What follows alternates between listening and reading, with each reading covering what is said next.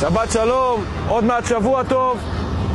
קוראים לי רון סייג, אני מג"ד 75 ואני מרגיש זכות גדולה להילחם איתכם.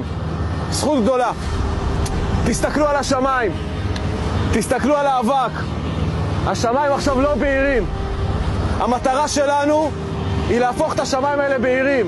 לפני שהם יהיו בהירים, הם יהיו יוקדים ומלאים באש. חמאס עושה הכל כדי לא להחזיר את החטופים שלנו ולהם על הקיום שלנו. אסור לנו לתת לזה יד.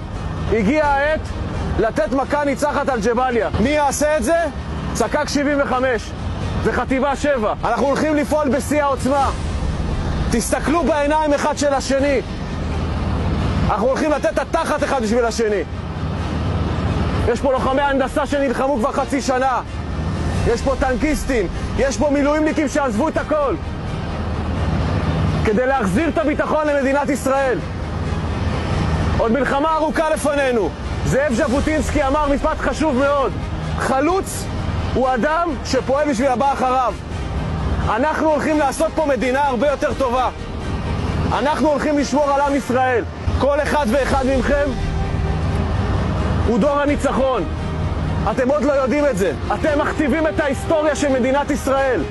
מלחמה שטרם נראתה כמותה, אנחנו נעשה הכל אחד בשביל השני. ורק יחד אנחנו ניתן מכה ניצחת. יחד אנחנו נצח ונכריע את החמאס. אמרתי לכם דבר אחד: אנחנו במלחמת העצמאות.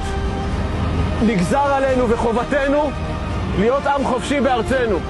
ולכן חשוב לי פה עכשיו שכולם ישירו פה את התקווה. בהצלחה עד הניצחון.